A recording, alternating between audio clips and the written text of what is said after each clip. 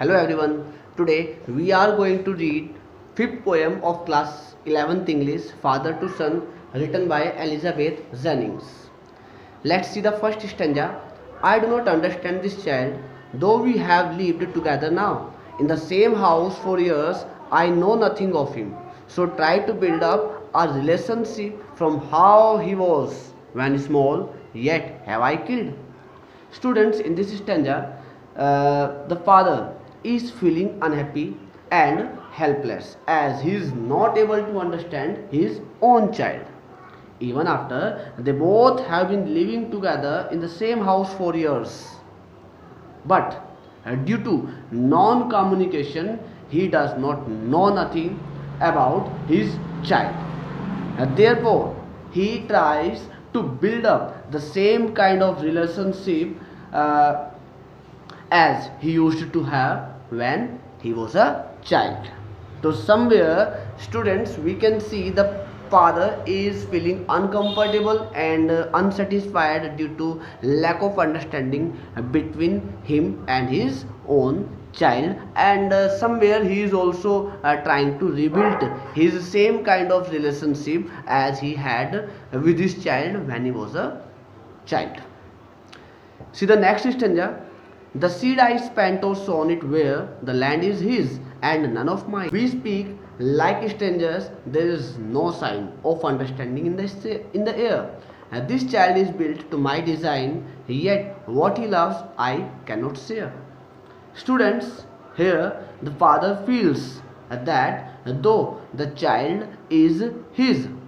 though the child is his, but he lives in a different world from him. The poet feels that the child is his, but he lives in a world different from him.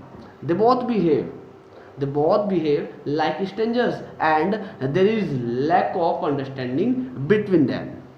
The father says that the child is of same structure as his father has, but he himself cannot tell what his child likes.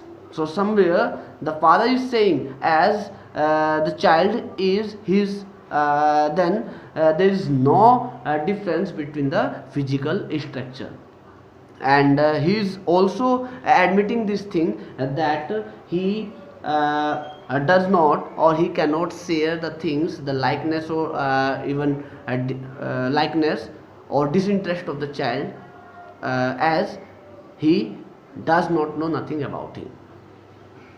Silence surrounds us as I would have him prodigal, returning to his father's house, the home he knew, rather than see him make and move his world. I would forgive him too, shaping from sorrow a new life.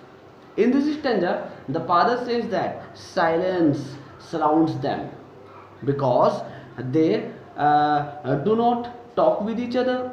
The father feels that he has made his own child prodigal, means wasteful, or we can say extravagant, and now he wants him to return his to own house, to own home, that home which the child knows better than any other world. He knows it since childhood. The father further says that he is willing to forgive his child so that he can shape a new love out of this sorrowful relationship. The last stanza is father and son, we both must live on the same globe and the same land, he speaks. I cannot understand myself why anger grows from grief. We each put out an empty hand, longing for something to give. Students, in this last stanza, the father is saying that both father and son must live together in the same home. The father is not talking about only himself, he is talking about all fathers living on this earth.